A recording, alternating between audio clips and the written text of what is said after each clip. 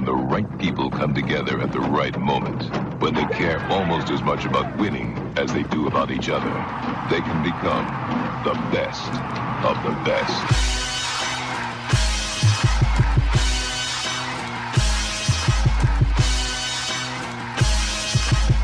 Welcome to the best soccer show. The best soccer show in the whole world. Here we go. It's the best soccer show. Jason Davis, Jared DuBois, live on your Sunday evening. I think I blew out everything. I think I'm a little loud. You came in hard. You came in hard. I come a little hot. It's been a while. It's all built up. We haven't been here. I over-celebrated my birthday, as I was telling you before the show. I may have had too much birthday. As is your right, my friend. I guess so. But what I was surprised to hear is that on your birthday, it was mimosas that got you there. So, I'm a guy who I was thinking about this today. There's a lot of very basic suburban white guy things about me. Nobody's shocked by that news. Now, look, I do have some things that don't really fit in that box, but I like to mow my lawn. I enjoy a good brunch. I like taking walks with my family. It's at this point in my life A well-fitting suit. No. Well, look, I wear soccer jerseys 90% of the time. Why do I need a suit? I'm not that. I did have this. This is another thing that happened on Saturday. Neighbors whose their kids go to the same daycare as Mr. Tiago. They were like, "We're gonna go to the park. You want to join us at the park?" So they text my wife. We're like, "Yeah, let's take Tiago to the park." So we go to the park, and the conversation with me and the dad is like, "Yeah, I haven't lifted in a couple years. I don't know when I can get to the gym, and I'm just like, I'm sitting there thinking, yeah, this is me. I'm over that hill now. It's over, right? I'm done now. If this is the conversation I'm having, like, I'm not in bad shape. I saw a bill come across my credit card last month for the gym. I'm like, wow, how much of my money have they gotten for free? Yeah, I'm not currently. I'm trying to I'm trying to be a runner, Jared. I don't. It doesn't come naturally. Let's just say that. I don't understand people who it does. Like, yeah, maybe. I don't understand people where they get that runner's high. I occasionally, every now and then, I'm like, oh, it's gonna kick in. It's gonna kick in. It's coming. I can feel it, and then it kind of doesn't really do that. I can barely continually jog for more than a mile before it's not winded. It's not cardio. It's my bones hurt and my shins. I've had shin splints since I was a kid. I don't know what to do about that. I'm saying, my body is like, nope, this is not what you do. I watch people like Brendan Aronson, and I look at him like they're a cyborg. He's like if there's a game involved, I'll run. I play soccer every Monday night. I'm going to play tomorrow night, but I'm going to sub a lot, too. I am of a man of a certain age, though. Yeah. Before we get into the business of the show, and there are a couple topics that we're going to get to. Obviously, Decision Day of Major League Soccer was today. We haven't been here since the U.S. lost to, it feels like a loss. Drew with Saudi Arabia, the U.S. men, that is. And the U.S. women did lose to England on Friday. I want to give a shout-out to Sam Stokes from the Yank Report and his new T-shirt company, Since 76, who sent me this thing, which is very cool. If you can't see it, that's because you're not watching. You should go watch the video on the YouTubes. We should also mention Mr. DuBois. I keep doing it the wrong direction. You're in some new digs. This is lovely. For the record, it's the same house, just different. Yeah, room. Sure. But you've changed your location. Office over here, so there's it's gonna be. I'm on Wi-Fi now, so I'm really really nervous that I've always been hard lined. Should I mess with you, Jared? What's going on? What's really going to happen is that you and Nick are going to get super annoyed at some point. That's what's really going to happen. But is there not a way? Are you not Bob Vila enough to figure out how to put the Ethernet into your new office? Is that not something you can do? I have a raised foundation. I could go under the house, but I'll be honest with you, super creeps me out. I don't want to find things. I don't want to put my hand in something. I don't know, man. Are there people out there? You tell me. Okay, do you have raised foundation? No. Okay, so you don't know my pain. There's I don't know who's lived in this house at some point. I could have had a Dahmer in here at some point. There might be bodies under there. I don't know what's in there. By the way, yeah, that's the whole Dahmer thing it keeps coming up on Netflix, and I keep thinking, what are you doing? Well, I don't have any desire. They showed you're sitting there trying to look for something on Netflix. Next thing you know, you're watching some creepy scene where he's walking some dude in his apartment. The dude's like, "Oh, it stinks in here." I don't want to see any of that. Yeah. Why are they dramatizing my bad. I had beans this? for dinner. Oh my God. And he's feeding a sandwich to his neighbor. And it's just, man, no. Yeah, see, why? I like true crime stuff. I don't like creepy, like. No. I don't know. I don't need to. No. What I don't like is it makes them almost cool in some ways, and I don't like that kind of stuff. Yeah, it sensationalizes and it makes true crime. Anyway, that's a digression. I like the detective aspect of true crime and stuff. I love that kind of thing. Yeah, but they never get it right anyway. Those guys screw it up all the time. Speaking of true crime, though, speaking of true crime, can we figure out who killed the U.S. national team and their spirit going into this World Cup? That's where you want to start. We talked about Japan and that whole debacle. We did a live show after Japan, which was a fun show, even though despite the fact the result. But I don't know, man.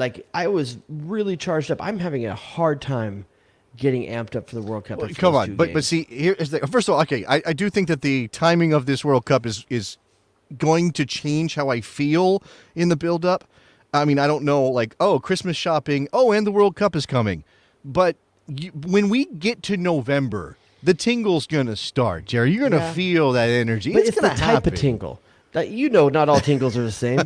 I don't know. Okay, all right. Damn, dog, that's inappropriate. Yes, I do know tingle, that. This isn't the tingle of the sexy time music just came on or something like that. This is the tingle of I have to hand my parents a report card and I know it's not the way it should be. Ooh, that's the type of tingle that I'm feeling going into this. You think that? Okay, that's pretty dark though, right? Okay, I'm in trouble, and then the shoe's gonna drop. That's what you feel. That's what you feel. Or right now? There's a test and I haven't studied. Okay, I kind of feel more like. Well, I don't even know how to. I don't have an analogy ready like you. I guess. I mean, I'm obviously not thrilled about the way that went. But I think that and maybe it's denial. Maybe I'm really good at denial. Can I trick myself into thinking that the essential starters that weren't there are so important that literally that was the difference on the way that window went? You should. I mean, okay, we don't know, right? We don't have an alternate timeline to go check it out, but I wish we did. You don't know, but yes, you can absolutely tell yourself if Yunus Musa starts in that midfield, if Tim Weah is on the right side, if Jedi Robinson's at left back. And by the way, just to kind of catch us up on those three things, Yunus Musa, Jedi Robinson, Tim Weah, all healthy enough to make their teams in play this weekend. So let's just think positively, people. Let's go. I mean, I know we still got 40-something days, Jared. You got to get through a whole out of those guys season. You just mentioned, who's the most key to get back to full health for the U.S. national team? I think it's Musa. I mean, obviously, Robinson does a ton and creates a lot of opportunity on the left side. I think you lose a ton going forward without him there. But I think if you want to have control of the game and not feel like the other team's overrunning you, it's got to be Yunus Musa for me. You're probably right. For me, I kind of want to say Tim Weah because he's the only guy the only one in the front three that truly plays the way Greg Berhalter says he wants his system to play with that verticality and stuff like that. Like he's consistently the most active part of the forward line over all of qualifying. I don't active. Okay, I mean I know what you're saying. Productive, I should say. Okay, productive. Sure, but productive in his particular way. And just again to kind of cherry on top of this, as we both click the same thing. BMR saying that Weah looked good today. Almost scored. Played about 15 minutes for Lille off the bench as they won. I think through a Jonathan David penalty kick. And somebody else has already mentioned it. It was yesterday, but Christian Pulisic scored for Chelsea. Got to start as well. Got to start. Now, I kind of skipped like a stone through that game. I didn't sit and watch the entire match. Obviously, Chelsea is supposed to handle Wolves on most days. He looked threatening to me. He looked like he was getting opportunities to do what he does. Isolate versus a defender, make him look stupid, cut inside on that right foot on occasion. He's dragging defenders across the box. At one point, he had one fingertip save, upper 90, far corner. And I'm thinking, okay, look, the kid, he may not be what we want him to be. I think this is the big disconnect, right? Christian Pulisic is not... Game changer? No, stop. He's not an elite, world-class, top 10 attacking player, which is what we dream of, right, as American soccer fans. We want a player like that in the upper echelon of the game. He's not that. But he's pretty damn good, and he's certainly the best we've ever had. Well, and not just that. There's 32 teams in this in the World Cup. There's only so many that can be top 10. A lot of the teams in this World Cup don't have that either. So what are you going to do around him? And I think Greg Berhalter's got a lot of. Well, first of all, Greg Berhalter's got to get out of his own way in a lot here. I mean, who would have thought the guy that got fired from Hammarby for not scoring goals is having problems scoring goals? His team scoring goals for the national team as well. He's got a lot of things to answer. And granted, he gets to play the card of I didn't have Musa, I didn't have Weah, I didn't have Anthony Robinson. Like, get it, got it, good. Well, he's not. To be fair to him, I don't know. Did he play that card? No, look, but he's saying he could. to. I'm saying he could. He could. Yeah, he could. I mean, I certainly think that what it's hard for us as fans with a couple of friendlies, right, in front of basically nobody in Germany and Spain against two qualified World Cup teams is, does the fact they looked lethargic, like they were being outplayed and out-hustled, certainly against Japan it was obvious, against Saudi Arabia not quite as bad but still not great. Yeah. Does that reflect so poorly on Greg Berhalter that you can't make yourself think, well, if he had Musin, if he had Weah, if he had Robinson, it would be different? Maybe Chris Richards. Maybe it's different. Yeah, that's the other thing, man. Chris Richards is barely getting minutes of Crystal Palace, and we're going to probably start him.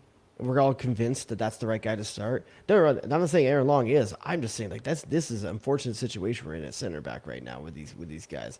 But, yeah, well, I don't want to pull us away from the other things. I'm just saying.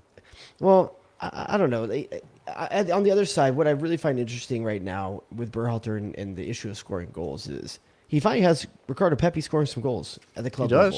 He does. 2 goals this weekend. First one was a penalty kick, worth pointing out. Yeah, but second one that was actually a well taken goal. So and look, but by the way, as much as you want to be like, well, penalty kicks, not run a play. What does that really say? He's got the confidence of his team to take it, and he scores it with his confidence for him. Yeah. So what I'm really interested in, I wanted to hear your take on this. You could say very easily that over those 2 games in the last window, no striker stood out at all. No striker stood out. Correct. Right. Josh Sargent scored again too, didn't he? Or did he have assist? Can't remember. Sure. I didn't see that one. One of those things. He did one of those things. But he's been good in a 2-game window where no striker stood out. PFOC probably did more for his case in absentia than anything else. Now, does Pepi getting on the train, is that now threatening PFOC? Because you could tell yourself, hey, he wanted to look at these guys. He knows what PFOC is. PFOC probably has a spot. He's the hottest striker in the American system. He gets a spot just because he's something different, and Berhalter knows that already. Is Ricardo Pepi getting hot right now, taking that spot away from PFOC? No. By the way, Josh Sargent did score for Norwich. They lost that game to Preston North End, but he did score in the second minute. And by the way, so you should throw him in this mix too, right? And I think, man, look, Hayes, this is my gut. I don't have inside information. Greg Berhalter hasn't given me his roster. I don't know exactly what he's thinking, but as I look at the tea leaves, as I see what's happening with this group, I think Jesus Ferreira is a lock to make the roster. He's a lock. He's going to be in the roster, okay? Whether he starts every game, whether he's the guy, I don't know, but he's in the roster. The only lock. After that, I think Berhalter wants another guy that he thinks of as fitting the system, and I think that's either Pepi or Sargent, but not both. I don't know why you would take Pepi and Sargent. And when you've got 2 guys who just happened to get hot in the last month. Obviously, they're not so different in age and experience that you can say, well, we got to bring Sargent because he's so much more of a veteran. Like, that doesn't happen, right? I think that leaves the door open. I don't think it's going to happen. When I say I don't think it's going to happen, I'm not sure what's going to happen, because I don't think you should bring both Sargent and Pepi. Nor I. But it's possible he does if he doesn't rate PFOC at all. And you say PFOC did more in absentia, or his case was made more in absentia than it would have been if he was with his team. That only is true if Berhalter has the door open for him at all. That's only, it only matters if Berhalter was thinking, okay, well, I already know. And he has said this, and you can certainly interpret it in a certain way. You can interpret it like Berhalter either does not like Jordan PFOC and isn't going to bring him, and it's over, and no matter what he does in the Bundesliga, or when he says we know what Jordan can do, or we know who Jordan is as a player, then what he's saying is I don't need more information. Right? I don't need more of a book on Jordan PFOC in this, because he's not the system fit, but he is the break glass in case of emergency guy, potentially. if I want to be hopeful, my hope is that he has a break glass in case of emergency guy, and it's Jordan Pefok. I'll say this: my case for Jordan Pefok is that if Tim Weah is going to be an essential piece of the starting lineup for the U.S. men's national team, Pefok is the best complement to Timothy Weah. And let me tell you why. Okay. I think the way Weah plays, getting behind defenders and playing balls in, is very similar to the way that the offense is running at Pefok's club team at Union Berlin. So I think that combination, that pacey outside winger, getting behind defenders, and he's making that run into the box. I don't know that any of those other guys are doing that. Okay, Pefok's not making runs. He's a tree, and he stands there and he goes up and gets the ball when Tim Weah provides service. He makes 4 steps quickly to the right position to be open. How about that? Okay, obviously we're talking about something very classic to the game, right? You have a winger who can play wide and can put an accurate cross, and you've got a guy who can go win the ball in the air, right? And now, listen, Jesus Ferrer's on the field, and he's already recessed, and Tim Weah beats him. No one's there. I know. I think in Berhalter's mind, what Weah does well, which is beat defenders 1v1, get to the end line, hit a decent cross. Obviously, he can potentially dribble guys in the box and force defenders to backpedal, and then who knows. But I think his idea is something more like what we saw. I mean, the classic goal right now that Tim Weah has created, not scored but created, is Christian Pulisic off the bench against Mexico in that qualifier in Cincinnati, where Pulisic is not the center forward. He's not standing there waiting for the ball to come in. He's not trying to elbow center backs off of him. He's making a run. He's making a back post run, and he's arriving in front of that center back who never saw him coming, just at the right time to head that ball past Memo Ochoa, right? And I think that's the idea. If Weah's going to provide service, well, he's going to provide service for guys who are arriving, not guys who are already there. And obviously Ferreira, I don't know where he is in that scenario. I'm not sure. I don't even know who was the center forward on the field when Pulisic scored that goal against Mexico. Was it Pepe? It was probably Pepe, right? Probably Pepe. He was getting a lot of games at that point. Who may have been, I don't know where he was when Pulisic makes a run, cuts in front of a defender, and gets on the end of that ball. I honestly don't know where it was. I'm not positive either, but I think we have someone that wants to take a take on this on the line. We got phone calls? I forgot to mention the phone calls are open. So let's go to Randall from Florida. Randall, apparently we're doing striker talk again on the best soccer show. Let's do it. Hey, guys. What's up, man? I know this is going to sound crazy, but why not just bring all 4? Now, I know this is crazy, and just hear me out. Sargent has been playing as a winger for a good long while at Norwich. While he does prefer striker, he can play winger, and it will take care of that little issue we have at winger depth.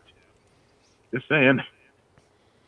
Would we have an issue with winger depth? Do we though? I mean, if Gio Reyna's hurt, maybe we have a little bit of one, but maybe. If we're bringing Jordan Morris, you could make the case is Jordan Morris. Would you rather have John? Right here, here's your pick your poison right here, Jason. Is it? Hold on. You're gonna throw Jordan Morris if you've got a pick your poison. Jordan Morris doesn't have one spot left on the roster. Listen. You've already got Pefok, Ferreira, and Pepe locked. Berhalter's already picked those 3. Okay. Do you take Jordan Morris with your last winger spot? I want a pony in this world. Josh Sargent. I don't. So in this scenario, where's Paul Arriola? Because I think Arriola's ahead of us. A different conversation. He's already in because Paul Arriola is different than what Jordan Morris brings. Jordan Morris, if Paul Arriola is in there for what he does defensively off the ball, like there's a lot of things. Jordan Morris is the more like for like what they're trying to do with their bringing Sargent. In Randall's analogy, you're asking me if I want Josh Sargent or Jordan Morris. I'm taking Josh Sargent. I'm not taking Jordan Morris. Okay, then there's an idea that Morris is a faster player and maybe you get a speed element out of him, but I don't know that really has been, and look, okay. I mean, Jordan Morris is available. He's not playing Jordan Morris does get crapped on a bit. He doesn't have the cleanest touch.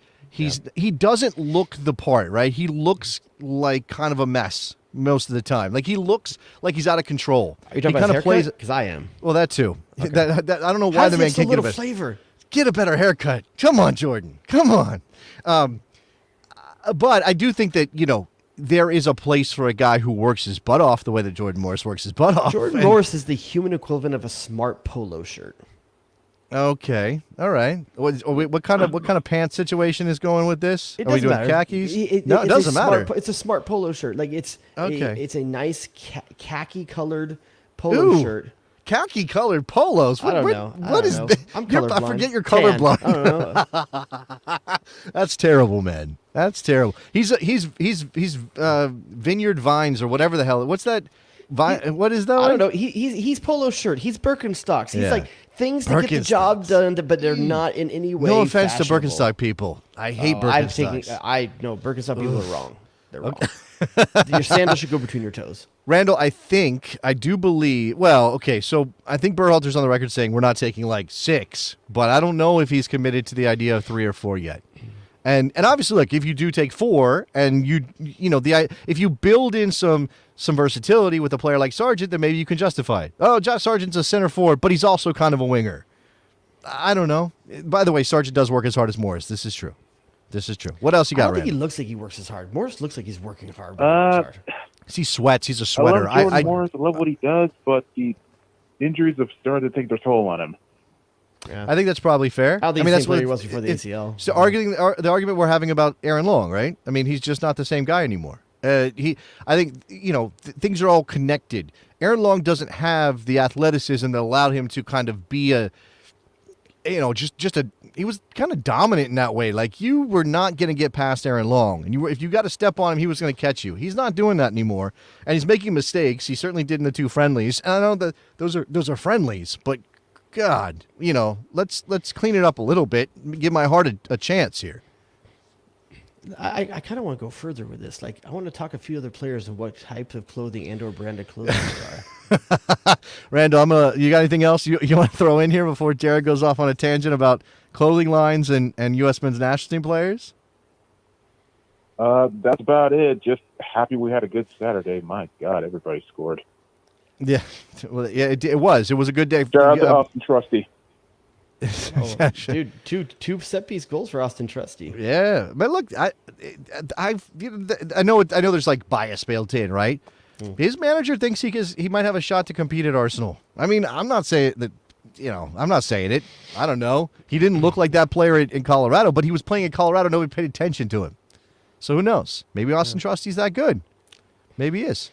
By the way, Morris, I'm being told that Horton's saying that Jordan Morris's Polo Association. It's like a knockoff brand, like an off brand. I feel like Brendan Aronson. Like what would Brendan Aronson is like a pair of New Balances. Like, no. What? They get the Why? job done. They get the job done. No, come on. No, he's got to be something else. Pair of New Balances? Is he flashy? He's not flashy, what works hard? but I think what article of clothing works hard? Oh, that's a good question. Is he a pair of work boots?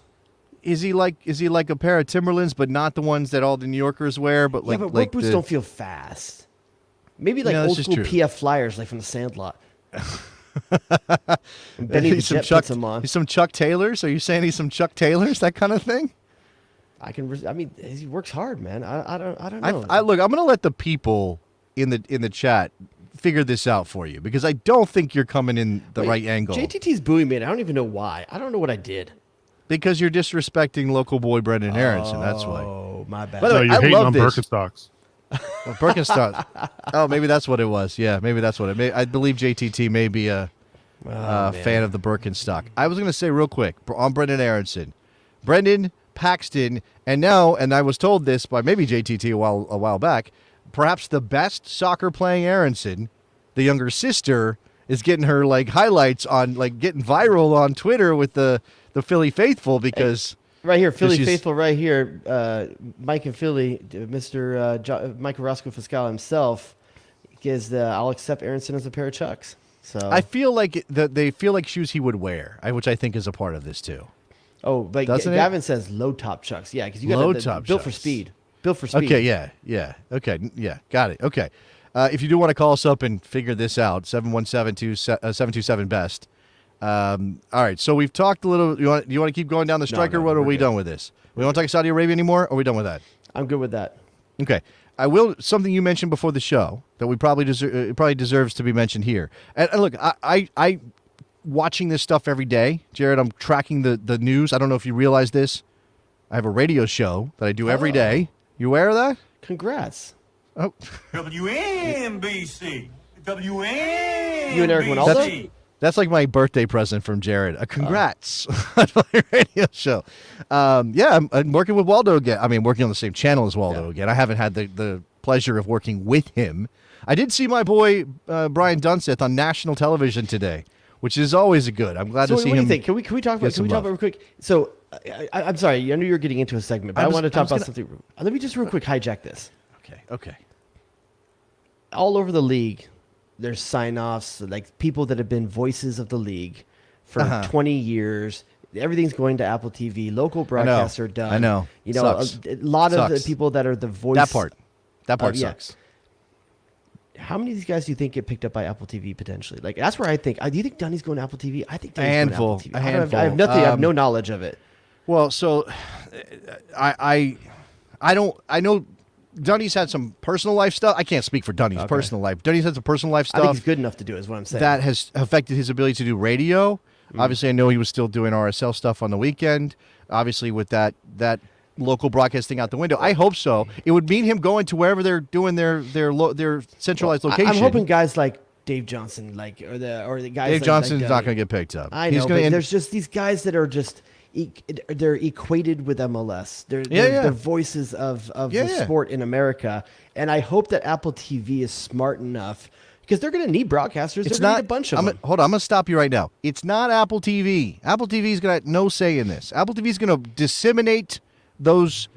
Is that proper? That's an okay word, right? They're going to disseminate. They're going to disseminate the product. Artificially, make a baby. Yes, they're going to artificially disseminate the product. Is what they're going to do. MLS is in charge of the broadcast. They're producing it. MLS is producing it.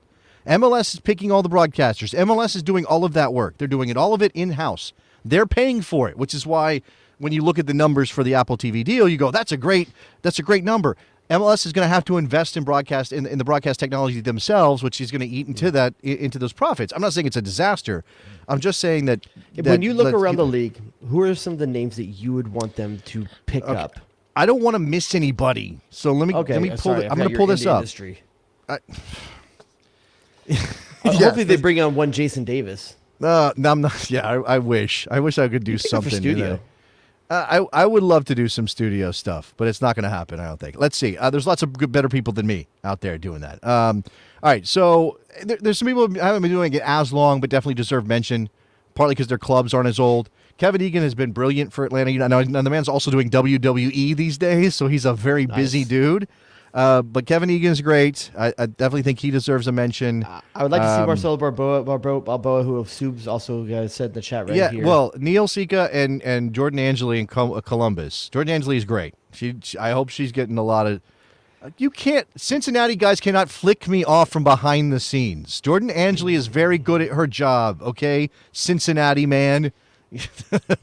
So with Apple TV wanting to probably skew younger and everything that MLS obviously, like you said, MLS is making the choices. I get it, but hold on, I'm doing this. You did this now. Brad Feldman's been there forever in New England. My man Joe Tollison happens to be my boss, but deserves mention. NYCFC voice. Steve Cangelosi, fantastic soccer broadcaster, is done now. I don't know what he does hockey too, so I don't know. JB Della Camera definitely going to get picked up by MLS, I think, for work. So shout out to JP. Luke Wildman in Toronto, I think I love that guy's voice. Just he sounds good when he does it. Adrian Healy in Austin. Richard Fleming in Colorado. Mark Followill in Dallas is brilliant, working with Steve Davis. Love that guy. Glenn Davis in Houston. Joe Tutino, that's your boy in L.A. Max Bretos. Max Bretos was the voice of LAFC. I'd be surprised if Max Bretos doesn't get some of this love. Okay, but still, he's one of the local guys who technically is out. I mean, they may still do a lot of content with Max. I don't know that there'll be local guys dedicated to certain teams anymore. That's the main thing I think is going to be changed. I don't think there's going to be this is the LA Galaxy commentator, this is the San Jose Earthquakes commentator. I think that kind of goes out the window. But that being said, I think there'll be a Western region commentary teams and Eastern region commentary teams, and they'll hopefully cover something like that. And there are only 2 windows of games now, so they're gonna have to go kind of deep with these rosters, I think, right? So it's Wednesday and Saturday and nothing else. There's no what Sunday I'm really games worried about is that this is going to end up being series of people calling from rooms in That's one what it's going to location be. in the city. No, all these games will be called off a monitor. It's just dude. All of them. unfortunate because you lose so much of the You want personality to of start? the game. You want to get me going on this topic? I don't really want to spend an hour talking about this. What bothers me most is that if you're there in the stadium, if it's not on camera, you can see the flag is up. Like, you can speak to things. When there's a highlight reel running, like, and the action's still going, you're not missing it as well. Like, there's so many things Jared, in the sport that get you missed know by this. exactly why it's happening the way it's happening. Everybody does, right? And there's right, and then there's cost effective, and we're talking about that. That's the difference here. Right, I don't know. I mean, by the way, you say that's true, and most of the time we would get, like, if you were watching ESPN out of town games, right? Not your local game because you're blacked out, but the out of town games, you're going to get probably somebody who's in the building. A lot of these teams were calling off monitors when their team was away. They weren't traveling. Yeah. A lot of these guys weren't traveling at the end. At the end, and 5-10 years ago they were traveling. At the end, they weren't traveling. Sorry, there's so many other people that aren't going to get mentioned. Well, what's okay. good now is that you don't have to have two commentary teams for every game. Like, right now, there's a home and away commentary team for every game in MLS for those local markets. So every time two teams are playing, you got double the media covering it. This is going to allow that to be far more streamlined. There'll be one commentary team that is neutral, to the two teams that are playing, and I think that's a good thing, to be honest with you, because one of the things that really bothers me is MLS is small enough, and you and I have been around long enough to remember some of the. Are you saying we're old? You call me old? God damn it! Some of the poorer teams, commentary teams that have been in this league, and the amount of homerism that was in some of those. Yeah, look, it was uneven quality. I respect a lot of these people, and I respect a lot of them who put in the work, but there were some bad moments, and there were some teams that, a little bit too, and it's not even about style, because I don't like getting into this thing like, oh, well, they call it too American, or they use this word instead of that word, or they're just too whatever. Like, there's something to that. We all have our likes and dislikes in that area. I'm not a fan of the super low-key English bug. He scores. What a wonderful goal. I despise that, but I also get why people don't like the over-the-top, super yelling American style either. So I don't want to get into that.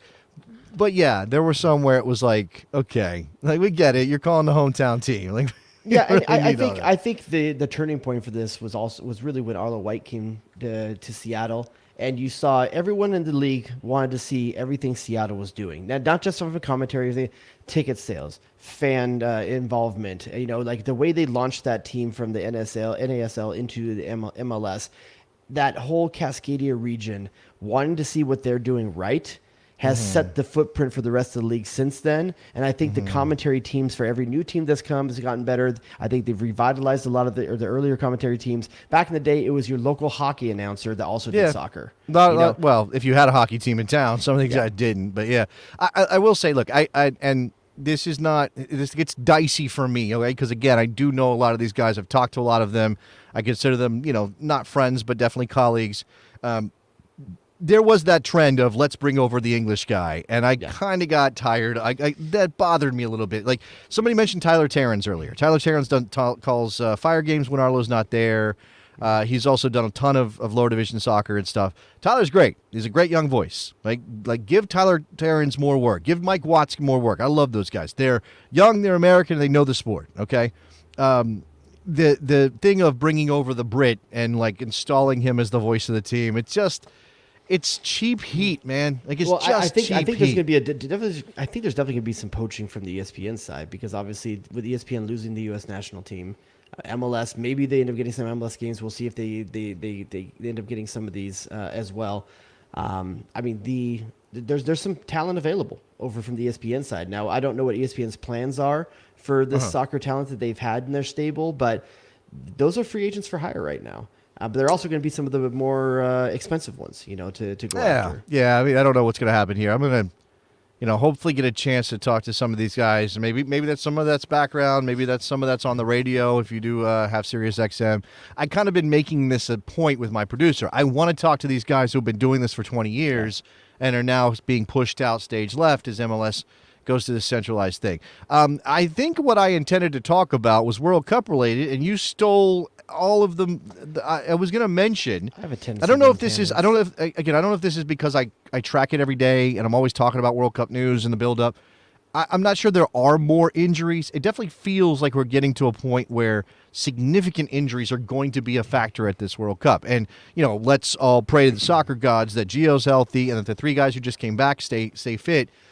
Iran's losing one of their best forwards, it looks like, for the World Cup. Sardar Azmoun. I haven't seen any official reports, but there's a lot of unofficial reports that that they've got a torn calf muscle on. Is it Azu? How do you say his guy's name? What's his name? Azmoun, I believe is his last name. Yeah, plays for Bayer Leverkusen, hasn't played a ton for them.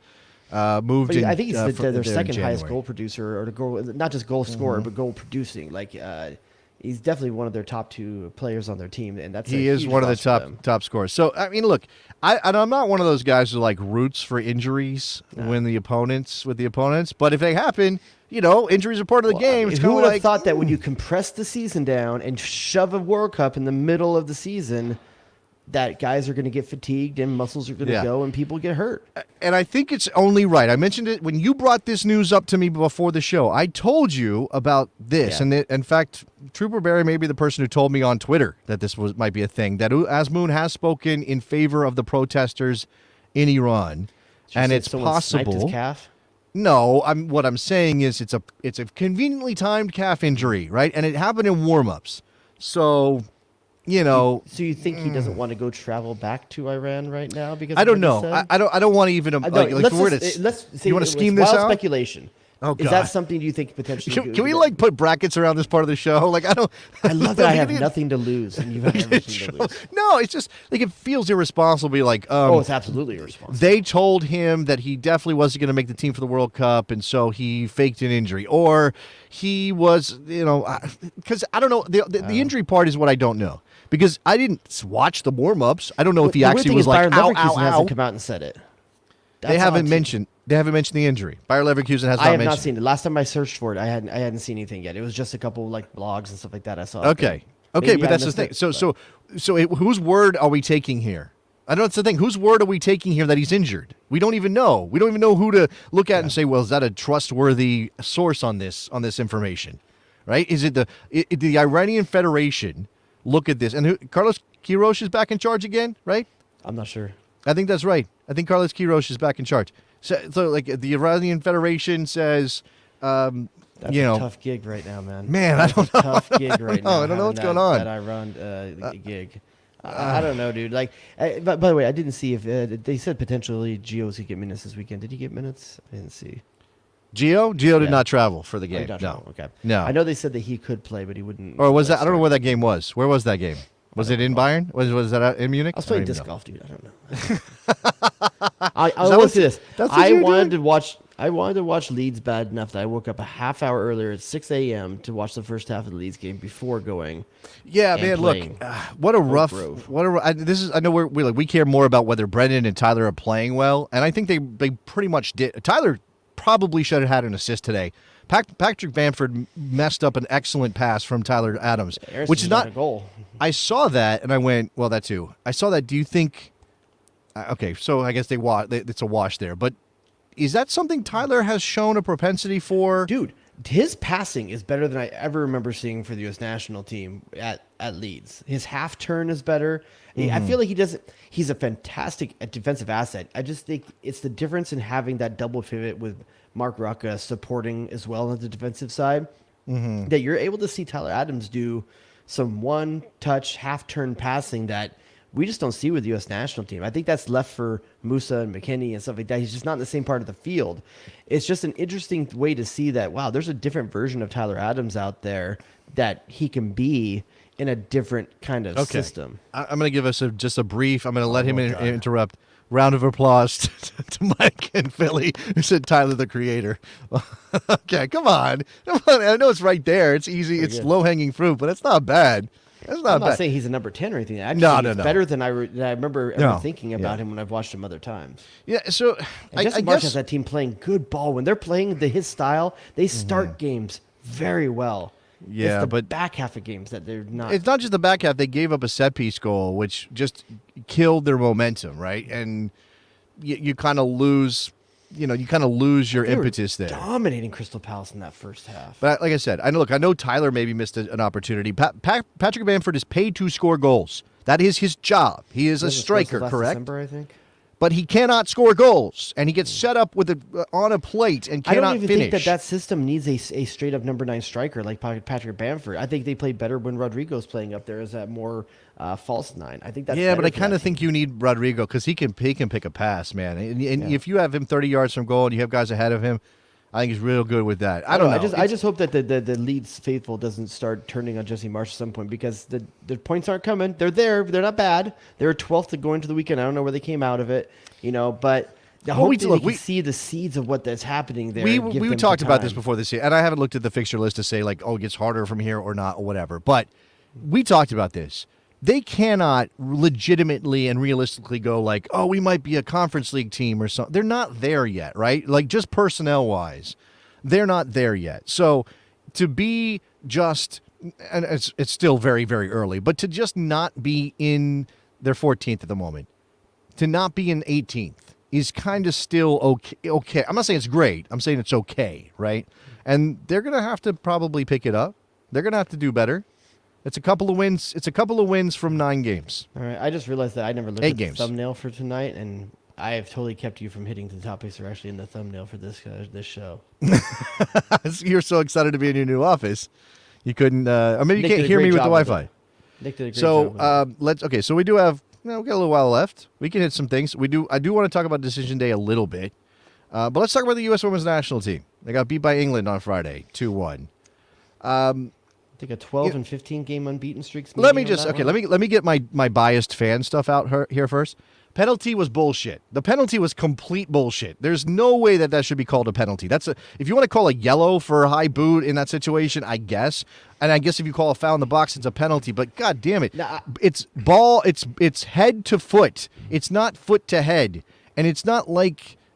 I don't know. What do you think about that call? Honestly, that one, I agree with you. I think that I don't understand the call on that. I don't understand how the call on that, even with VAR, how these things don't get fixed anymore. And then we haven't even talked about Trinity Rodman. Offsides. Oh my God, that was such a beautiful goal too. When you go back, it's interesting. When you go back and watch the highlights, the offside is so far behind the play. I guess it's not even in the highlight package of the goal.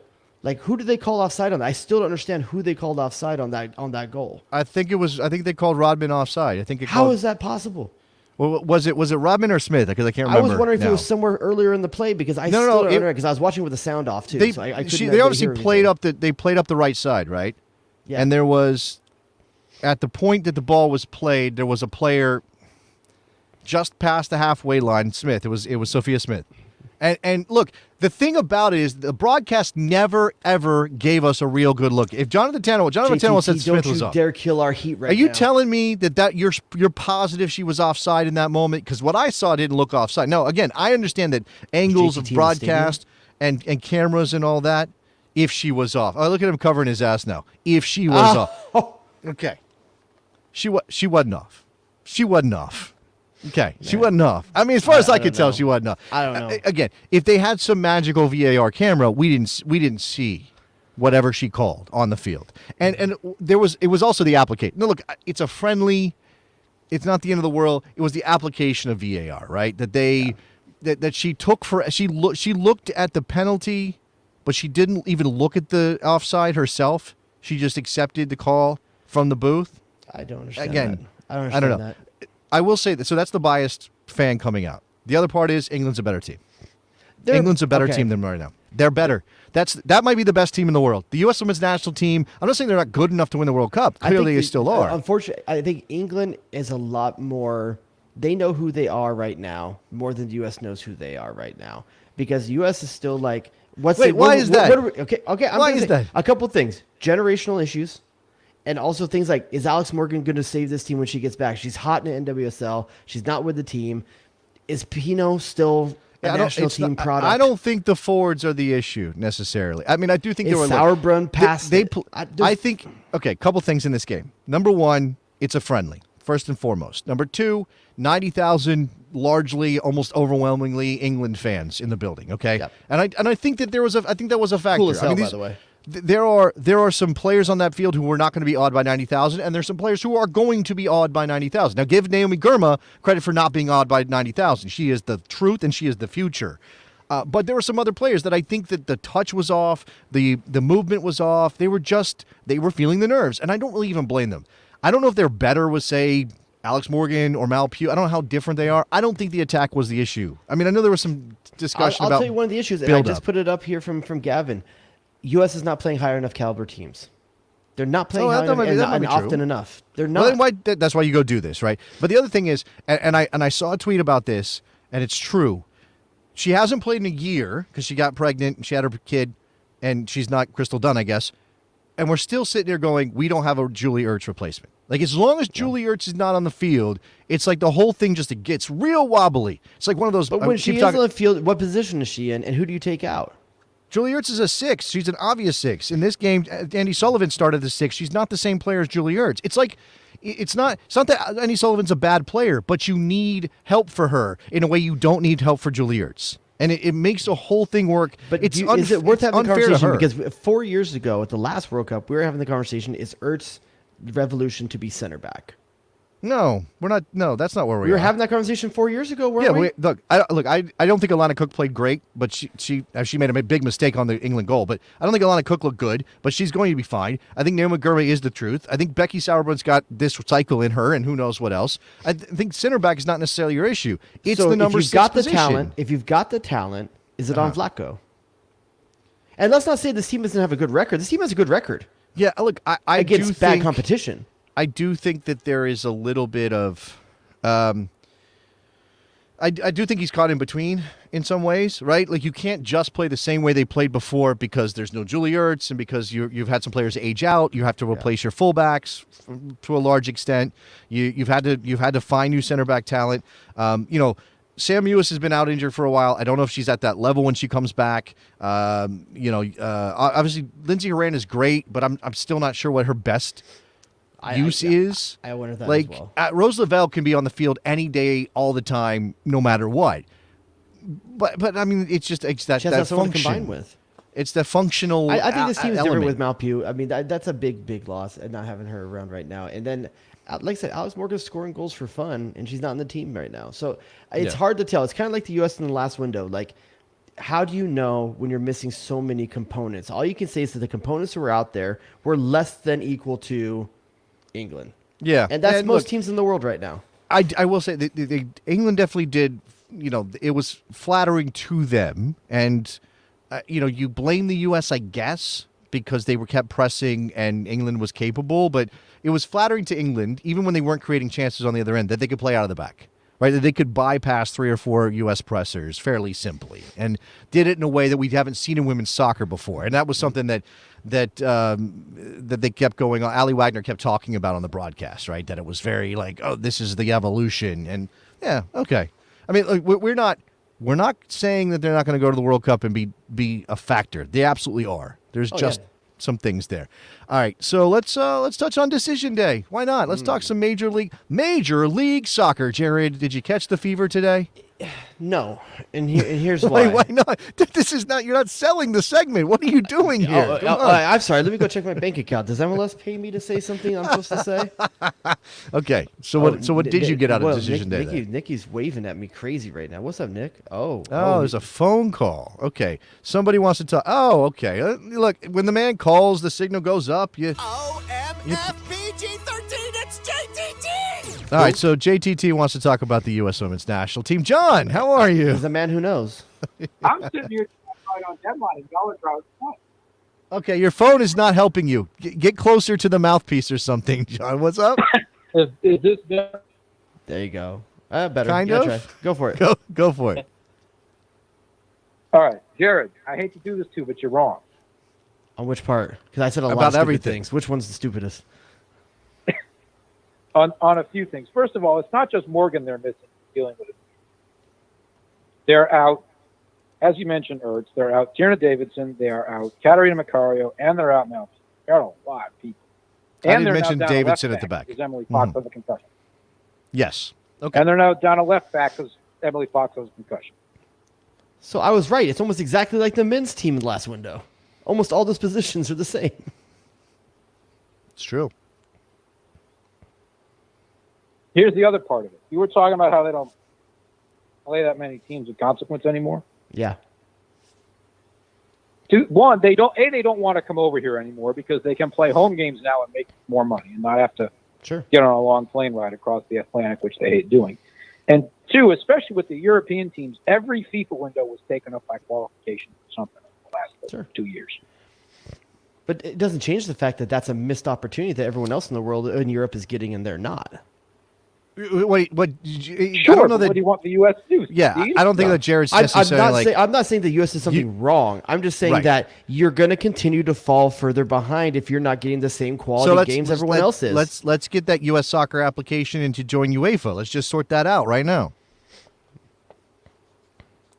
That's what I'm trying to say. I mean, I don't. You get my point. It would be more London trips for JTT. That'd be pretty nice. I do think that is look just in terms of, since we're talking about this and Jared brought it up, and obviously John, you're saying there's nothing they can do when Europe is all busy with Europe. This is why the league. I know it's a little bit different, but this is why the League's Cup is happening, because MLS and Mexico are looking at everything and going, well, what do we do here? We're locked in. We can't leave CONCACAF. They're not going to let us play Champions League. We can't be making trips down to South America all the time, and they're kind of a mess anyway. What do we do? And so if you are geographically locked in, you're suddenly like, okay, well, this is what we do. And so what does the U.S. Women's National Team do when, yes, you'll have some knockdown, drag-out fights with Canada. Mexico has shown signs but then falls flat. What do you do? Make a lot of money. Well, that too. You got the answers right, JTT. I mean, it's unfortunate. This is the same thing we talk about in the men's game. Unfortunately, the U.S. is in the wrong part of the world for quality football games. It is. That's just an unfortunate thing that's going on with it. On the men's side, my disagreement with that argument is when have the U.S. men ever so thoroughly bossed CONCACAF that they could go out and say we really deserve to be playing at a higher level? The one when the year that what's the year that Sun Zuzi happened? That's the can I say closest we ever something? came. Well, let me say something real quick. I don't know that that's necessarily the metric. Like, you don't have to be like clear and above everybody else every single time you play. Go down to San Jose and win every time in order to say, hey, maybe we'd be better if we were in a tougher confederation. That wasn't Australia's logic. I mean, Australia was bossing, Oceania, but there was literally nothing there for them, right? It wasn't just like we're bossing it, we should leave. It's also we just need better competition. I think the United States, while I'm actually not advocating for anybody to leave CONCACAF, but you can't just say, well, they're not the best team by a mile, so they should leave. Yeah, but you're not going to improve if you don't. Go ahead, but John. it is true on the women's side. Yeah. It is okay, true on the that's women's true. side. Yes. And that's why I'm saying the comparison, in my mind, the comparison between the men and the women in this doesn't hold. That's fine. Okay. They're very different. They're very different. But I still think that it's a fair thing to say that England, other European teams are going to continue to pull away from the U.S. potentially with being able to play at a higher level more consistently. And the international calendar is getting more and more compact with Nations League, World Cup, Euros, all these things that keep U.S. out of Europe for friendlies and for competitive games. It's only getting thicker and harder to get into that, your foot into that, because there's so much on the calendar. How is the U.S. ever going to keep up, and how is Europe not going to pull away from us? Even if we start making good talent, if they're not getting tested at a high enough level, they're going to have to go over there for club. Like NWSL is going to suffer because these players are going to go there to get that level of competition. I think club is a factor here, but it's not the thing, because even if all the players are in Europe, but even if all the players decide to go off to Europe because that's where, I don't know, things are happening, I still think NWSL is going to be fine. But even if they go off to Europe, when they gather as the U.S. Women's National Team, and the calendar for Europe is jam-packed, and they can't get a game with Germany or Sweden or France or England, what are they going to do? As you said, what are they going to do? Hope Brazil invests more? I mean, what? I don't.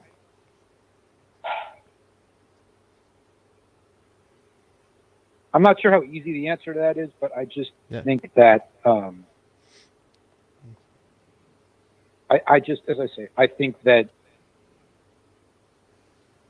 the U.S. the caucus of the U.S. must secede and go to the way the people as always true. So. I mean, I think everybody. I think it's a. I don't know. It's a question that anyone has an answer to. JTT, even given his superhuman abilities to know the women's national team, which he does possess, I don't think it's an easy answer. Anyone has a question. This is a question for Cindy Partlow. This is a question for people at the higher levels. I love a USSF to figure out. Well, and this is why CONCACAF leadership has got to be on top of this, and really, like, Europe doesn't. They don't have to be like, oh, our bad. We're so sorry. It's not their responsibility, right? It's on CONCACAF. It's on the federations within CONCACAF, and in some of those cases, there's an impetus to get better and invest. In some of those cases, there's not. And they'll sit around and do nothing, or CONCACAF will say, here's money for your women's program, and they'll go off and spend it in something that's not related to the women's program. So, I mean, I don't know. There's a lot. John, last thing very quickly. Where do you fall on Birkenstocks exactly? 4. Please, Jason, you know my background. I'm strongly in favor of it. Okay. JTT, strongly in favor of Birkenstocks. Thank you for the call, John. I do appreciate that. You're welcome.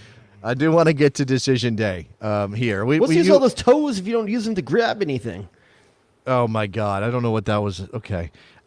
So, in terms of what happened today in Major League Soccer, there were a couple of games that mattered a little bit more than... Why are we looking at this? Oscar Pereja in the middle of the... What? You talked about me making the thumbnail and you didn't show it.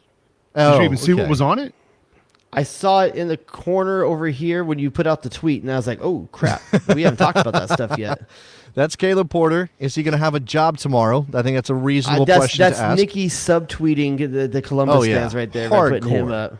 Hardcore. By the way, somebody has pulled up, on Twitter says, sorry, Jason, I only found, hold on, almost a decade later, this might have been correct for all the wrong reasons. And I was like, what is he talking about? What did I say on Twitter a decade ago that's correct for all the wrong reasons? And I said on July 14th, 2013, Jared. So we're talking about 9 years. Pretty sure Caleb Porter. Be big. Yeah, that's what I said. Pretty sure Caleb Porter and Jason Christ are going to be the preeminent American soccer coaching figures for the next 2+ decades. That's what I said. I'm going to get you back on one thing on that. I'm going to get you back. What? Because at that point, we didn't know that Jason Christ wasn't the reason RSL was successful. We thought he was. We didn't know he was going to go flame out in New York and have it spiral on it. We didn't know it was a GM success more than it was a coaching success. Look, I don't think Jason Christ was not a part of RSL succeeding. No. I just don't know if he was the part, and I don't think he was set up to succeed in New York City, which then just kind of bombed his career. Now, Porter is a completely different story. Right, but to be fair to Caleb Porter, I'm not going to get you back in this. You should know when he lost the Olympics that wasn't going to be the guy. Hold on. To be fair to Caleb Porter, he has 2 MLS Cup titles. Now he's not a preeminent American soccer coaching figure. Fair, and a premier level trench coat game. Man, I don't. And by the way, Christ also mess up an Olympics too, so you can put that on. It's red. My man rocks a nice flat top though. You're like you can't help be seduced by that. Okay, so all right, so I was thinking, you asked me a question when you started talking about decision day. You said, "Did it live up to the hype?" And I said, "No."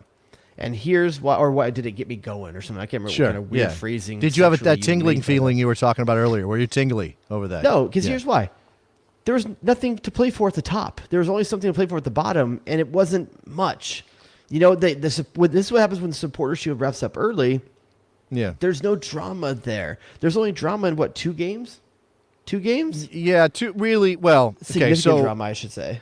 Right, where you had Orlando playing Columbus, winner was in, and you had RSL and Portland. RSL had to win. Portland could get in with a draw.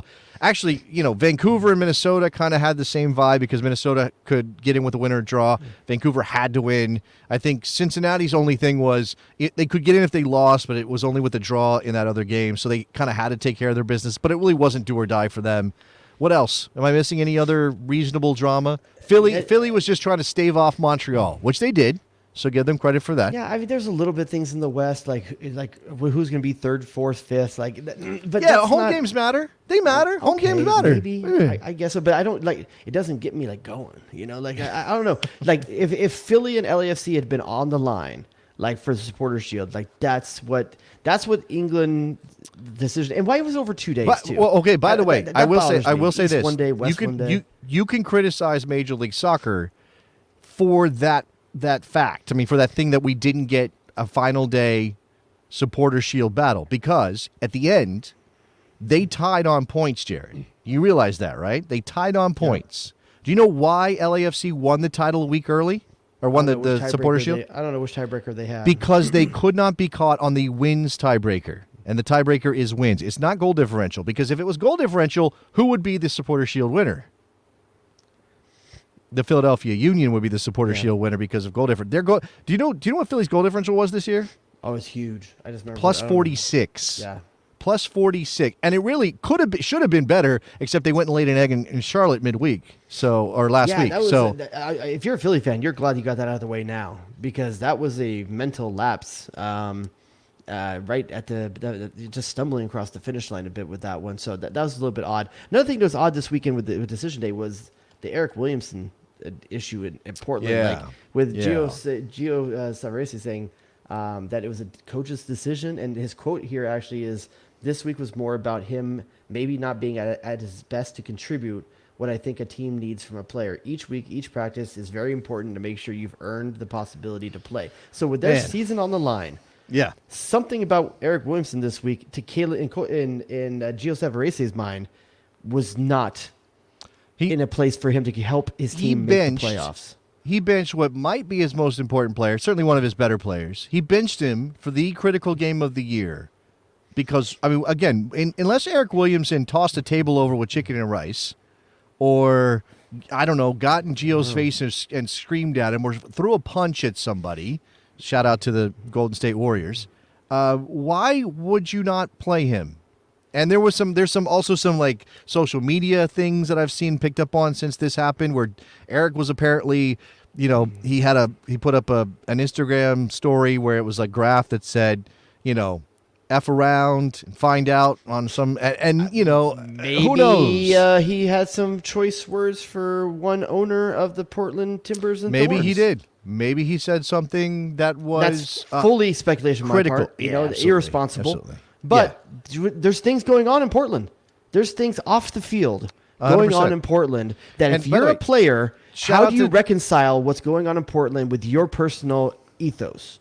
Shout out to Taylor Twellman for mentioning it during the broadcast today. And I did see somebody had quoted Dyrone Espria, "Hey, do you want to say anything about it?" And he was like, "We've had some meetings, but I'm not going to speak for my teammates. I don't want to say anything." It's like, guys. And Eric Wilson also a prominent a prominent member speaking out for black players in the league. Like, he has not been one to shy away from speaking his mind on social issues in the game. So you wondered, maybe there's something behind the scenes going with that. Maybe. I mean, that's wild speculation. I have no idea what it was. It could be a number of different things. I will say this. Look, it seems ridiculous to me that nobody on the Timbers side has said anything. Now, man, that's such a small division. Like, they share a training facility. They are under the same umbrella of a company. They work for the same owner. And Becky Sauerbrunn, I know she was in London. I know she was at the U.S. Women's National Team. Becky Sauerbrunn just took it out and she fired at everybody. Yeah. I know she didn't say Merritt Paulson's name, but you know what she was talking about. She plays for that team. What the hell? Like, what the hell? Just say, we stand with these women. We believe these women. We're asking the same questions they are. That's all you got to say. That's it. Is there any sponsor that could fall that would actually change the Merritt Paulson to thinking, like, I can't take this franchise forward? I don't know, but I did see that Alaska Airlines is talking about moving their money around. Yeah. They're talking about moving their money around. That's a big one. Gelled Wen money isn't going to make this work anymore for Portland. I don't think. Yeah. What happened to Gelled Wen? That's a terrible name. Gelled Wen. They had nice windows up there at that part. Okay, so I don't think we have. Do we have? Okay, Nikki Soup and Salad has been making hand motions for like an hour. Dude, what's up? Tell me. Let's go. I just want to disagree completely. Okay, I thought it was a very exciting decision day. Okay, your team made the playoffs for the first time ever. Of course you did. Of course you did. Also, our main rival blew it in stunning fashion. So I thought it was fantastic. They did it again. Yes. 84th minute's not 93rd minute, but it still was bad. It was still bad. And no, it was still after bad. the 75th minute, you can bank on them conceding a goal. I don't remember now, but I'm probably betting most of us had Columbus in our predictions at the beginning of the season. Well, right? I know Nikki had these ready. Do you have them somewhere? Can you pull them up? Do we want to be embarrassed right now at the end of this program? Obviously, shout out to Morgan, who's in England right now. She's in England. Taking pictures of Brendan Aronson. She tweeted out that she was very close to Aaron Rodgers at that game, and I said, "Don't get too close to Aaron Rodgers. I don't think you want to be." Mask. Although he was like just chumming it up with Ted Lasso with Jason Sudeikis. Aaron Rodgers does play disc golf, so I kind of have to like him. He's a granola guy, right? He's pretty. I know he goes into that weird world with the vaccines and everything, but he's a granola guy. Did he date the same girl that Jason Sudeikis dated? Is that the same Olivia? One's Wilde. It was Olivia Wilde and Olivia Munn. He was Never Munn. mind. Two different Olivias. But they did have a whole conversation about dating an Olivia for sure. Yeah, for sure. Did your Olivia do this? I was bringing Morgan up is that we have her predictions as well, I think, in there. So posthumously, I'm sorry, we were not here to talk about your predictions. Did you say posthumously? I don't know. She's not dead, but in absentia for the second time tonight, we're saying. Jesus Christ, man. So Morgan's not here to defend her picks, but she probably did better than any of us, to be honest with you. That looks great on that screen. All right, so I'm only going to focus on mine for a second. Let me just look. I got Columbus wrong. I got New England wrong. I got Atlanta wrong. I got Toronto wrong. The podcast listeners can't see what we're seeing, though, so let's lay it out there. Okay. So I think first of all, well done to all three of us, other than Nick, who took Philadelphia first out of the East. I mean, we also all knew what was happening. Nick took Philadelphia third. I didn't want to take chalk. Yeah, okay, just want to be different. Right. We all got Philly right. Let's see, NYCFC. So I had NYCFC second. You had New England. You were very wrong. I had New England in third, so I was wrong on that.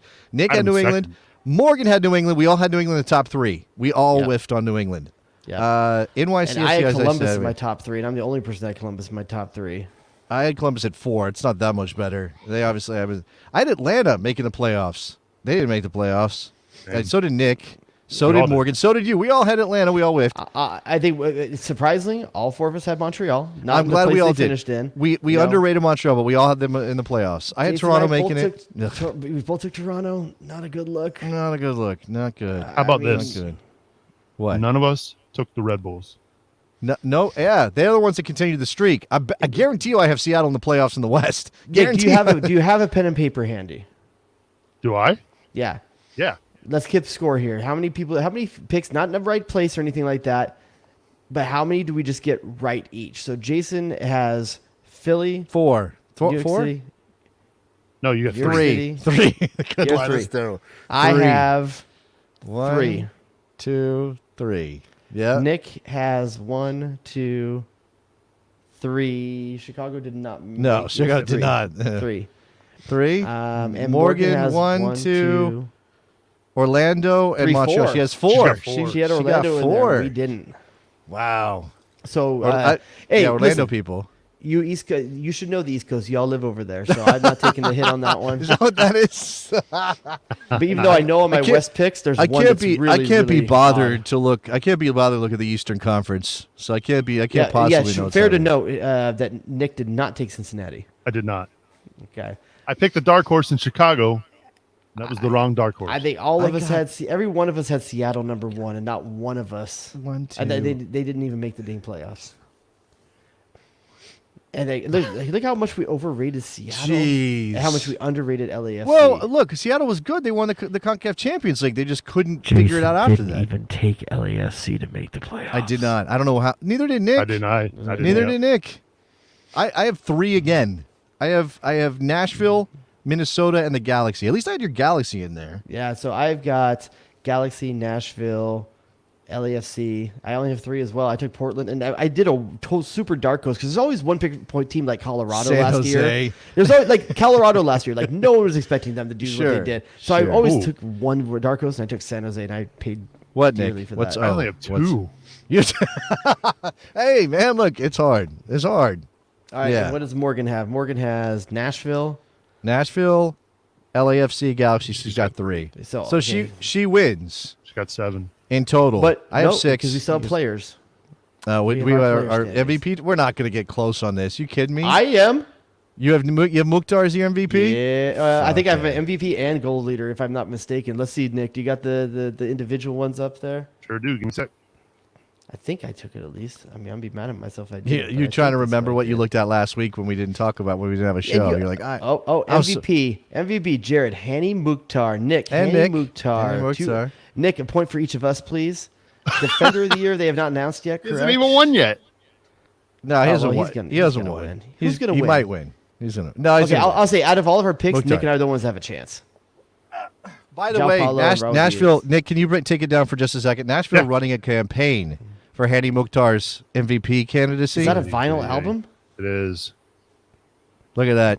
Look at that. It's What's goal on calls. It's goal calls is what it is. You know, now I can't good. listen to it because I don't have a record player. You could actually play that on the record player and it'll play the goal calls? Yeah, 100% for sure. Oh, yeah. All right, I'll give him props. So wait, how did they put it out before it was complete? What if he scored like it does say bonus tracks coming through October 9th. Oh, you get those on digital. Right. But, October 9th, but not through the playoffs. So they kind of sold my man short there. It should have said through November. Voting is done after the regular season. You don't get to add those playoff goals. Maybe they'll send that out like the old. Up real quick? Remember the old McDonald's things you could get? The McDonald's. I was telling my wife, I was like, the last time I had a record player was probably like when we had like one of those novelty kids record players for like. Hey, Nick, can you bring that image back up? Do your ears hang low? Do they wobble to and fro? Okay, so just a heads up, for sure, point for Jared and Golden Boot. Hani Mukhtar took for yes, Golden you're definitely Boot, so getting. You definitely got that. Likely a point for. Okay, who else is getting an MVP race? Besides You're not. I'm not getting any points. I know. I don't think I'm getting any points. Is anyone going to beat Hani Mukhtar for MVP? No, you're going to get MVP. He's not going to beat him. Mukhtar's going to win it. And then Mukhtar, I mean, I think. Okay, I think. Man, I don't know if any of us are going to win. Who do you think is going to walk away with Defender of the Year? I think. I do think. I mean, he's. Man. Let's see. Dallas in the West has 37 goals against. That's the best in the West. And Philly people are talking about this. Okay, Glesnes does have a shot. Yeah. The thing about Philly is that they have like 4 guys who can get. But I think you can only nominate 2 in the Defender of the Year category per team. So they went with oh my God, the fullback, Kai Wagner and Glesnes were their nominees. So Jack Elliott can't get any votes. Can Andre Blake get it? Can it go? Not Defender of the Year. No, he can't get Defender of the Year. No, I think. I'm trying to remember who else is. Potentially a point for was that Morgan that took Glesnes? Was that Morgan that took that? She took Glesnes. Yes, and we took Walker Zimmerman. I don't think either of us are going to get that from Nashville. No, Nashville gave up 41 goals in the lead. Not bad at all. I mean, pretty good. Actually, if the Defender of the Year doesn't come from Philly, it's a travesty. Except again, there's like 3 different guys. And by the way, you could give it to Jose Martinez too. You could totally give it to him. So, not Defender of the Year, but he deserves credit for their defending, right? Yeah. As part of, in fact, he's for some people a dark horse MVP kind of candidate. It's almost like with Ted Lasso. It's like there's so many people nominated that you could just split votes. You know? Oh, okay. Yeah, exactly. You could split some votes. So anyway, I think of a potential 2 points there for your boy on Hani Mukhtar in 2 categories. So you're gonna outdo. If Morgan gets 1 point, she still wins, right? I think Morgan, if she gets Glesnes, she takes it. I think that's the way it works out there. Now that we know the field, do we want to make predictions? Ooh, for playoffs? For the MLS Cup? Yep. Yeah, I mean, games are... I'm going to be honest with you. This isn't even me being a homer. I don't know that there's a better midfield in the league right now than what LA Galaxy has put together with those 3 players. I don't think that's wrong. I mean, it's coming late. It's coming late. But it's come together in a really pretty fashion. I mean, I think we, it kind of stinks. I mean, this is on from a neutral's perspective, right? And I do think it'd be nice to see, Cincy make a run. The problem in both these conferences, for me as a neutral, I would love to see an LA Galaxy LAFC conference final. Can't happen. Cannot happen. Has to be a conference semi. Yeah. And then Cincinnati has to go to Philly if they get past Red Bull. We did not lose to Philly this year. No, I'm not saying you can't beat Philly. That's going to be a great game, and the storylines are obviously there. Sure. I kind of just wish that wasn't a semifinal. I wish that was the kind of thing that could kind of be a. So I don't know final. if we want to go bracket by bracket, or do you want to just pick a final 2 teams and who wins, or do you want to actually go through the first rounds right here? Let's do the whole. Let's pick the games. I mean, if we're going to do this, let's lean in. First, I'm taking LAFC to win the first match against Bai.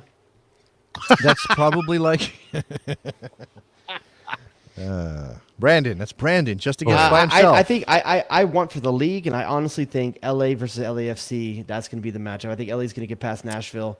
I think they can. I think they've. I mean, that game's such a toss-up. That game's it is, such because a toss-up. Hani Mukhtar is a one-man wrecking crew, and the Galaxy's defense is soft, but they have so much possession right now. They have so much possession.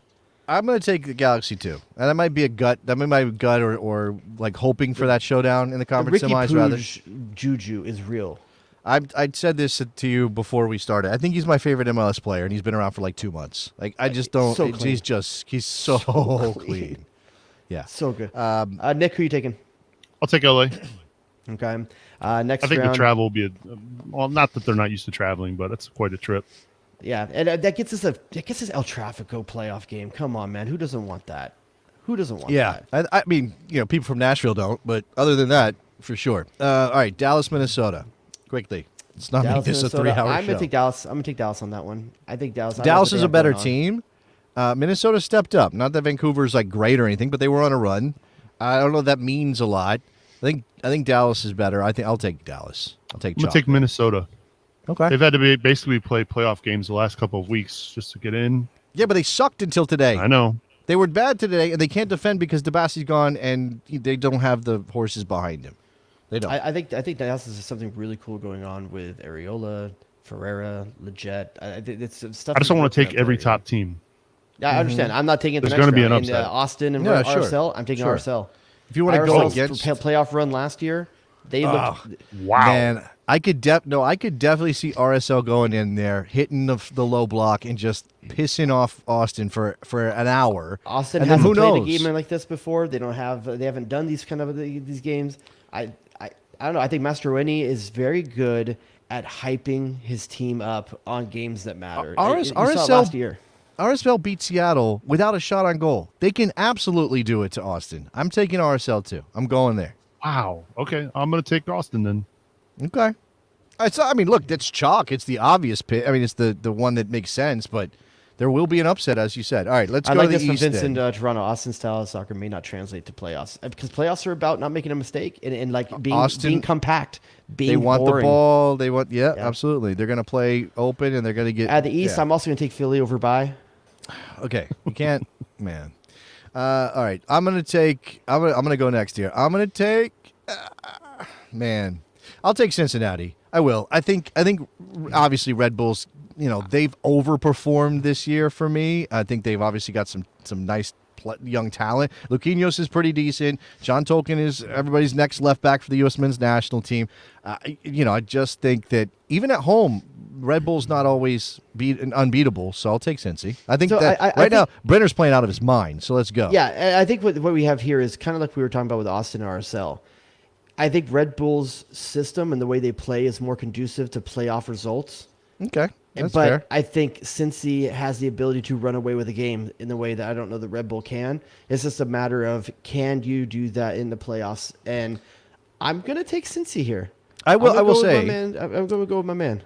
That if Cincinnati doesn't get isn't either up a goal or, I just think that you don't want to play the kind of soccer where you get going early. You got a bunch of ball, got a bunch of the ball, and Red Bulls I think you need to get a goal pretty early. But like I said, I think Red Bull's more conducive to playoff soccer, but I think Cincy can like, try to get some magic here. I'm a Struber stan. Let's go Red Bull, right, No, Nick? Definitely not. What I will tell you is in both matchups this year, it ended in a draw. Right. Controversial draws, if you ask me. Crap penalties given to the Red Bulls. Rice had 18 goals this year. How many MLS teams can say that? No. Is that the best combination of forwards in the league? Yeah. Probably, right? Yeah. Even LA has 18 in Chicharito and 9 in Jovic, but that's not even close. Yeah. And by the way, Brenner didn't score his first goal until June. Yeah, no, Brenner figured something out. He got that good Skyline chili, and now he's off and running. So, Nick, you're taking Red Bull? No, I'm going to take Cincinnati to win. I think it'll be an extra time. I might even go to a shootout because, again, shootout, I definitely favor Cincinnati right now. Both these games ended in a draw this year, but it'll be a slugfest for sure. All right. NYCFC and Inter Miami. I think Where is this game happening? Does anybody know? Red Bull. It's happening at Red Bull. We're guaranteed that, right? I believe that is the case. Yes. I still think NYCFC has. They don't know who they are still since Castellanos has left. He's such a big game player that you can rely on in the playoffs. But that being said, I just don't know that Miami has it. Maybe you can ride the Higuain's last run kind of thing. You can ride that emotion. But I'm going to go with NYCFC because they've been in these big games in the playoffs before, and I think there's enough of the core still there to get out of the first round. Okay. Having Callens back is a big deal.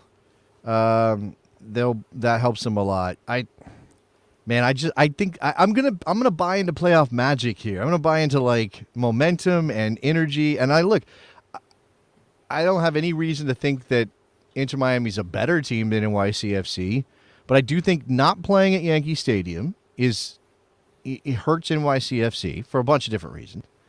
And I think Higuain on his ride off into the sunset he's going to do something. He's going to do something spectacular. And they've got some weapons. I think Campana came off last week. Did he play today? I didn't even look. Not sure. Midweek.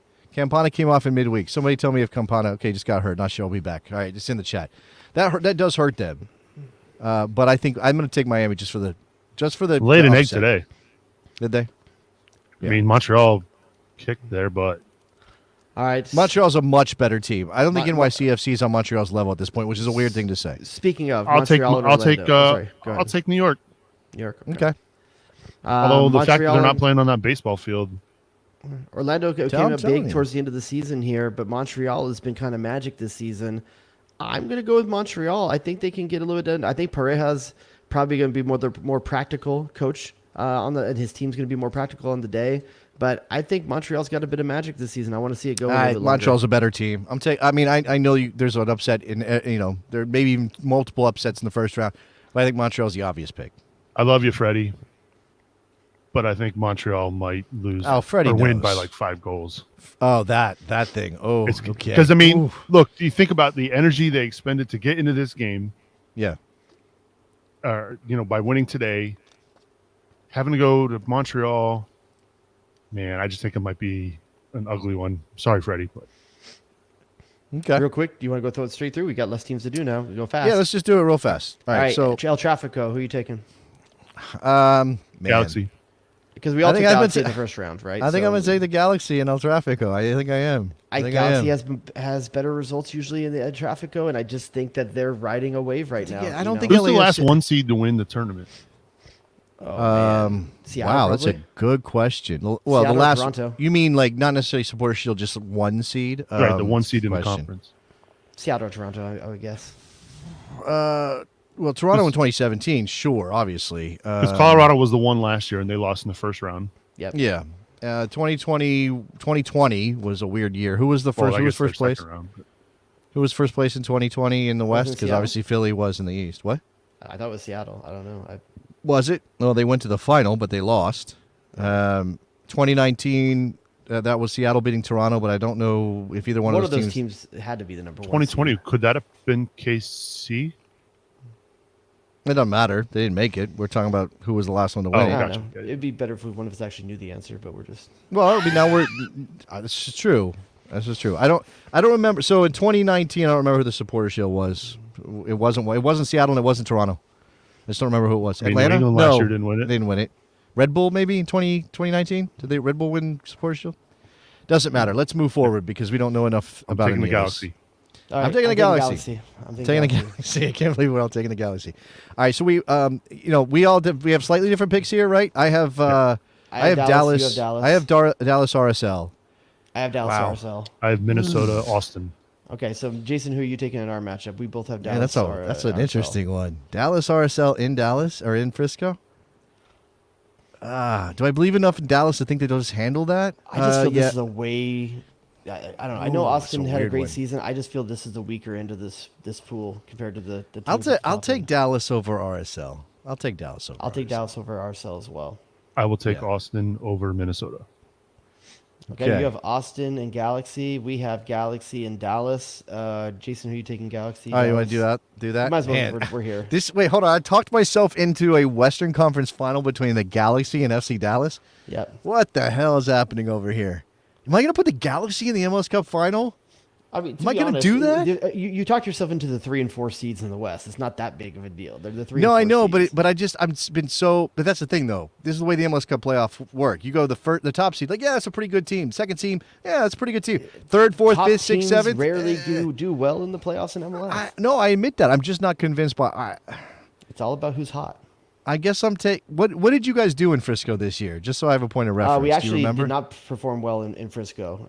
It was one of our worst results actually. But the temperatures are dropping. That's what I call BP, before Pooge. Before Pooge, yeah, yeah. You guys pooged, and now you're really good. After you pooged, it feels great. You gotta.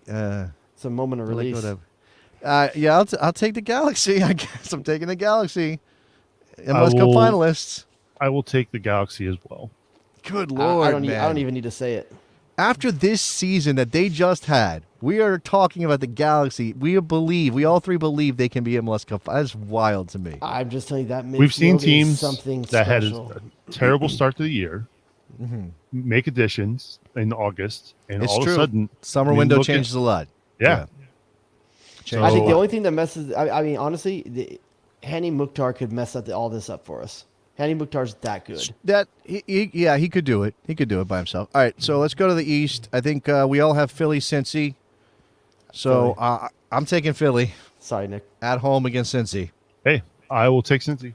All right, he's riding with his boys. Unlike LAFC, I think Philly's built for playoffs. Oh, 100%. 100%. They're built for playoffs, man. Yeah. Let's see. All right, so NYCFC, I had Miami. I had Miami and Montreal. Who'd you have, Jared? I have NYC and Montreal. Okay. I'm taking Montreal. In terms of Miami, Montreal, I'll take Montreal. Nick? I had New York and Montreal. I will also take Montreal. So we all got Montreal, Philly in the final in the East, right? Oh, no, you have Cincy. I'm sorry, you have Cincy and He's got and Cincy. Montreal. Yeah, you and I have Philly, Montreal, which I think would be a really good game. I'm taking Philly. I think that's the funnest game, maybe outside of El Trafico, of this whole playoffs, is that one right there. The thing about what happened last year to them, to Philadelphia, and there are lots of reasons why you can't connect one year to the next in MLS. I get it, but Philly has been, once they figured out how to score goals, they just could not stop. I know they've had a hiccup at the end, but man, they seem built for this. I just see them going all the way through at this point. Yeah, so Philly, Montreal, who are you taking, Nick?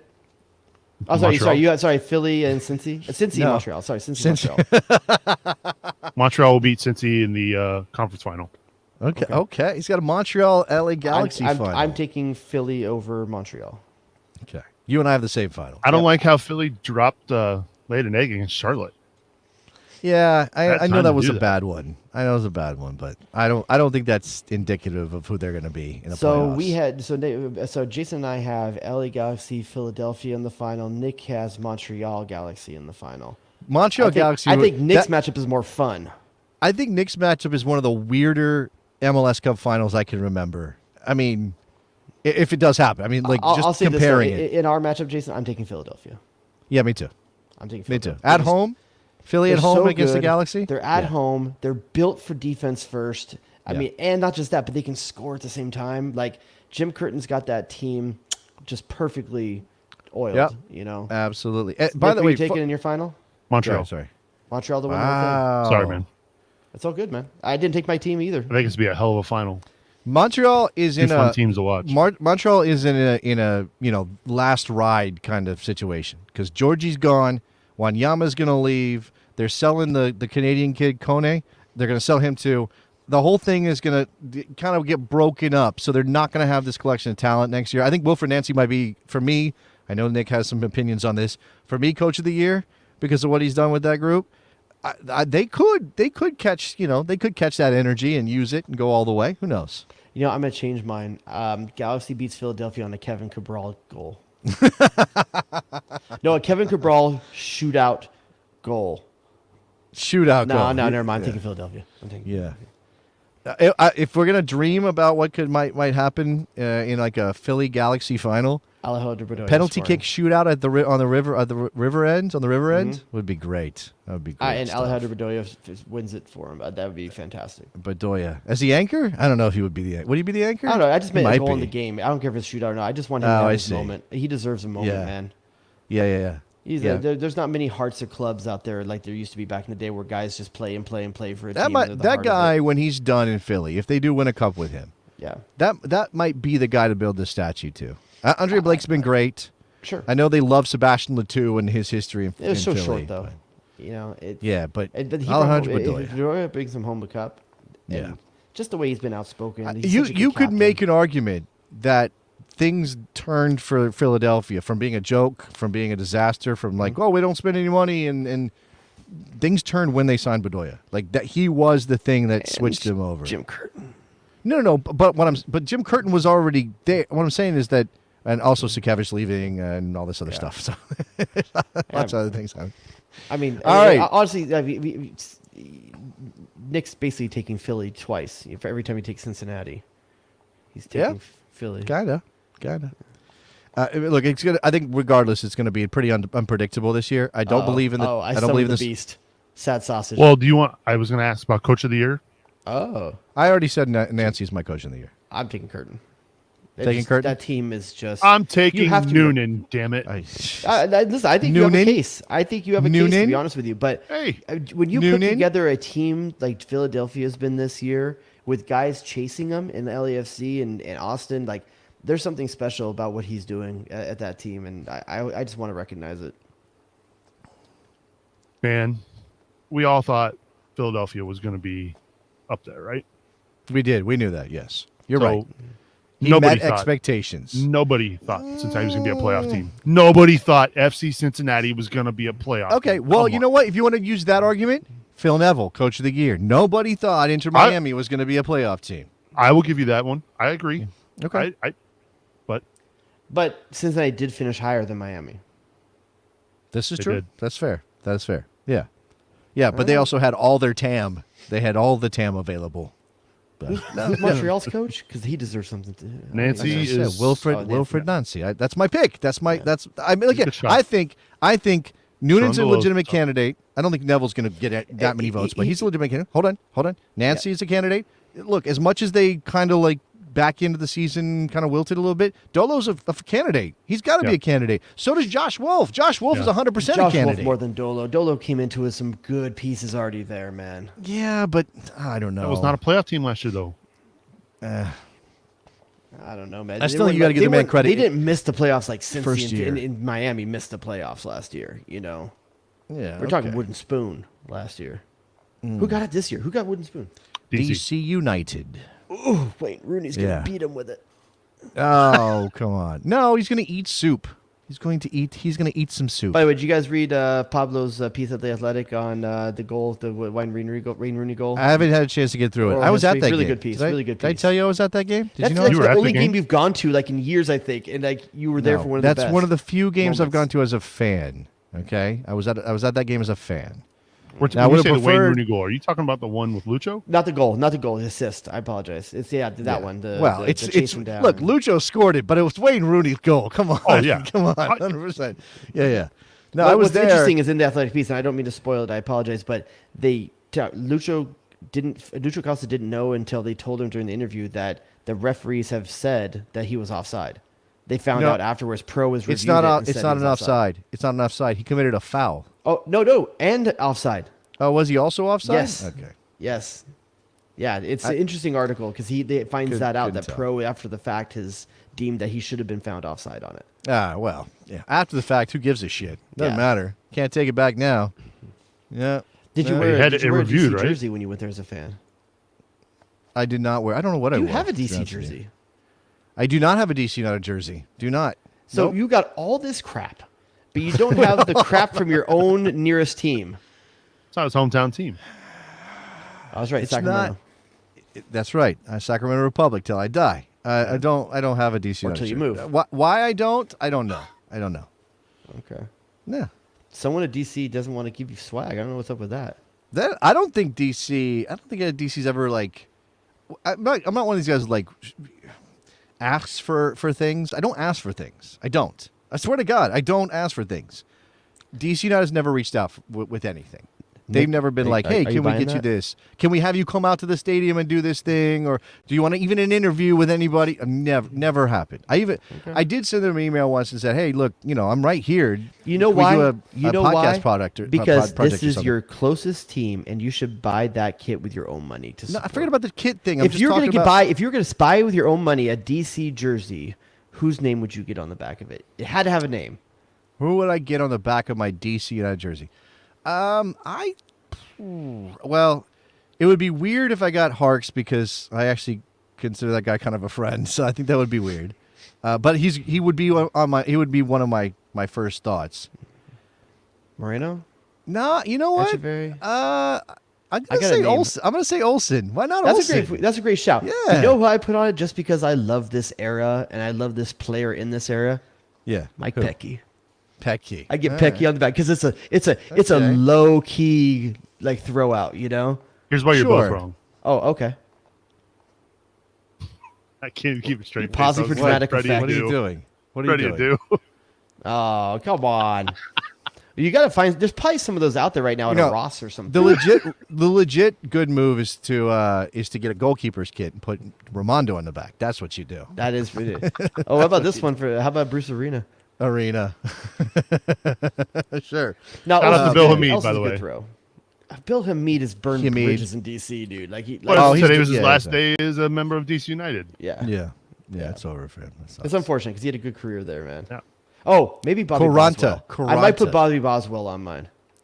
Boswell's a good shout. I say Caranta, but that's a good shout too. There was a time for people that were around and a fan of MLS between like 2008 to 2012 that don't understand how fun Bobby Boswell was in this league. We don't have time for this. This is a tangent from Old Man Dubois. We don't have time for this. We're like at look him up, folks. An hour? BobbyBoswell.com. 2 hours? It's a 2 hour long show. Machine.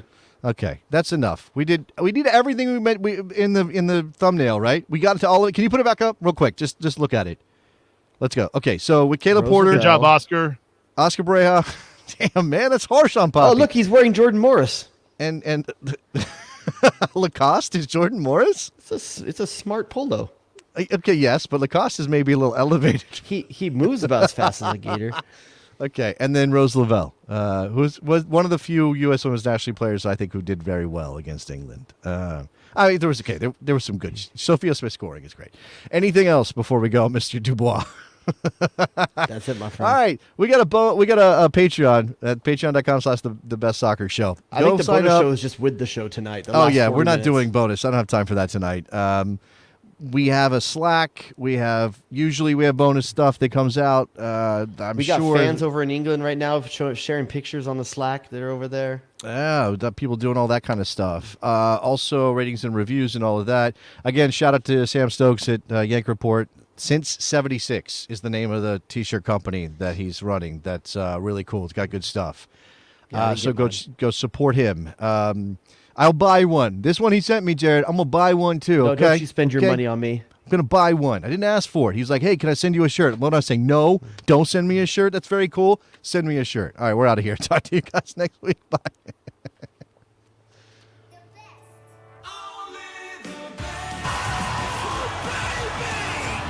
Go to DEFCON 2.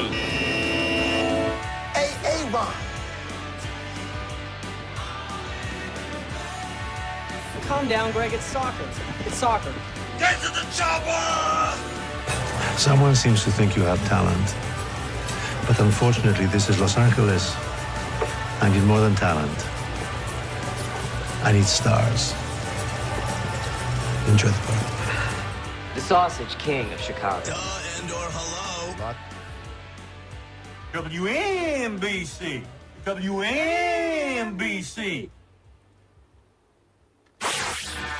Jay Rodius.